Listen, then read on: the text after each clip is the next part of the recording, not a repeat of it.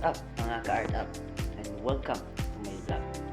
For today's videos ay gagawa tayo ng video on how to appreciate arts na makikita lang natin sa ating mga bahay. Like sa amin. So ito makikita natin. One of the art na aking appreciate is the smart TV.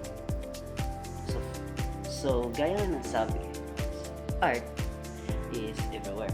Makikita natin kahit saan dapo or kahit saan banda, kahit saan party sa ating mga bahay, makikita talaga natin yung art, right? And one of the example is smart TV or TV frame. Makikita natin no, gaya nga nito, what you call smart TV.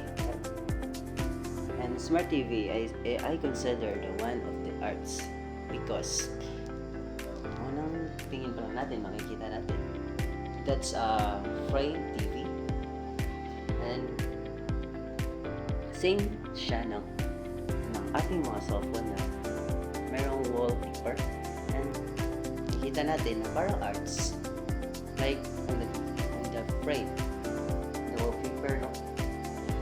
At iba-ibang klaseng wallpaper makikita natin sa smart TV. So kung gusto naman natin na maghanap ng mga information or movies na gusto natin mapanood, is smart TV is one of the useful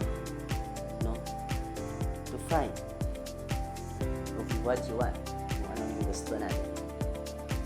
And madali lang siya. And nice viewing like photos or painting or ano ba yan, kita talaga natin arts. It's an already arts. Okay? So kung pupunta tayo or maghahanap tayo ng videos or pwede natin i-record best movies like that. So makikita na natin. So or either news or music, pwede natin research smart TV. So yan ang malaking ambag or kagamitan ng smart TV. So smart TV, tawag din siyang intelligence television or hybrid television. Kung mga art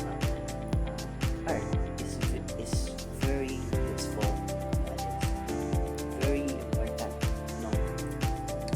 So because kapaligiran tayo ng mga art and nasa sa atin lang kung paano natin ito i-appreciate, how we appreciate that art. Kahit mga simpleng bagay o maliit man o malaki, dapat marunong tayong mag-appreciate.